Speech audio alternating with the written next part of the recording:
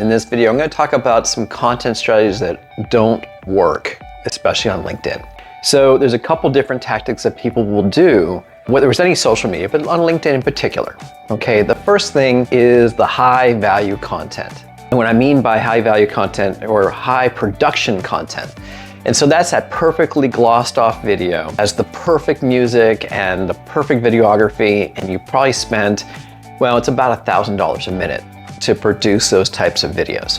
And you have no idea what kind of return you're gonna get on that. And if you're a small business, you don't have the capital to make that work. What people want is authenticity. So you don't need all this fancy equipment. You know, all you need, frankly, is a cell phone, a decent microphone, and a little bit of lighting, you know, and a nice place to actually have the conversation. I've worked for firms that just had, it's like, oh, you had a font slightly off or the color wasn't exact. Folks, people aren't gonna see it. And frankly, they're not gonna be around long enough to see it. They're gonna be looking for your next piece of content, okay? The next thing is rapid fire. What I mean by rapid fire is they're sending out 2, 3, 4 posts, hoping that one actually sticks. I would rather you guys share high valued content, meaning what you're actually communicating and using 2 or 3 of those that resonate, than sending out these pictures with a bit of ChatGPT text that doesn't really show who you are.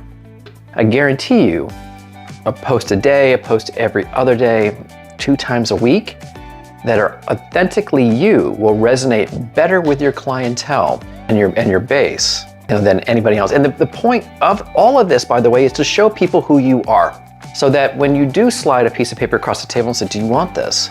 They have confidence in you and your company and what you stand for, so they'll buy. Next thing, you know, is some people will look at some of these trends, you know, and say, oh, well, this was working, so I'm gonna copy this.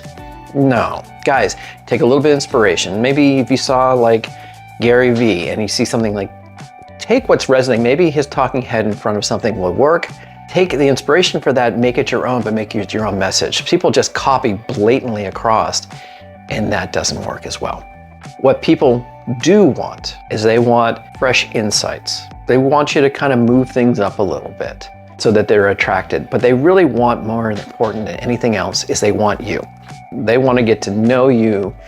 You know, I think what was it? It was about 7 to 12 touch points.